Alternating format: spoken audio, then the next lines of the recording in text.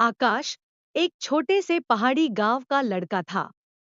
गांव दूर दराज था, जहां न तो पक्की सड़कें थी और न ही कोई बड़ा स्कूल। आकाश के पिता लकड़ी का काम करते थे और दिन भर जंगल में मेहनत करते। उसकी मां घर संभालने के साथ साथ खेतों में भी काम करती थी। आकाश का सपना था कि वह इंजीनियर बने और अपने गांव को एक बेहतर जगह बनाए। गांव के पास केवल एक प्राथमिक स्कूल था, जहां 5वीं कक्षा तक ही पढ़ाई होती थी। आकाश पढ़ाई में बहुत होशियार था, लेकिन स्कूल खत्म होने के बाद उसे आगे की पढ़ाई के लिए शहर जाना पड़ता। उसके पिता के पास इतने पैसे नहीं थे कि वह उसे शहर भेज सकें। लेकिन आकाश ने हार नहीं मानी। उसने एक दिन अपने पिता से कहा, पिताजी, मैं पढ़ाई करना चाहता हूँ। आप मुझे शहर भेज दीजिए, मैं वहां मेहनत करूंगा। पिता को बेटे की लगन पर विश्वास था, लेकिन पैसे की कमी सबसे बड़ी चुनौती थी। गांव के बुजुर्गों और दोस्तों की मदद से किसी तरह आकाश का दाखिला शहर के एक सरकारी स्कूल में हुआ। शहर आकाश के लिए बिल्कुल नया था। वहां के बच्चे अमीर घरों से थे और उनके पास महंगी किताबें, अच्छे कपड़े और आधुनिक सुविधाएं थीं।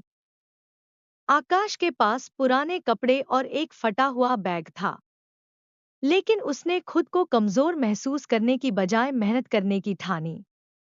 वह स्कूल के बाद एक छोटे से ढाबे में बर्तन धोने का काम करता और उससे जो भी पैसे मिलते, उसे किताबें खरीदने और अपना गुजारा करने में लगाता। एक दिन स्कूल में विज्ञान प्रतियोगिता की घोषणा हुई। यह प्रतियोगिता राष्ट्रीय स्तर की थी और विजेता को इंजीनियरिंग के लिए स्कॉलरशिप मिलने वाली थी।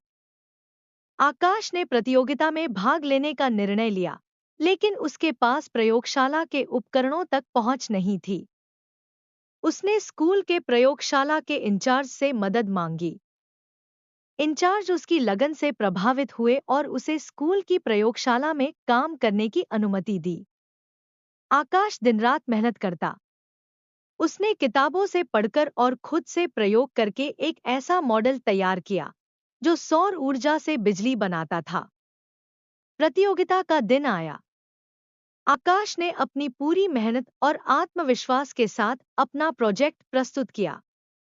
सभी जज उसकी प्रतिभा से प्रभावित हुए। आकाश ने प्रतियोगिता जीत ली और उसे स्कॉलरशिप मिली। अब आकाश के लिए इंजीनियरिंग की पढ़ाई का रास्ता खुल गया। वह एक बड़े कॉलेज में दाखिल हुआ, लेकिन वहां का माहौल और भी चुनौतीपूर्ण था।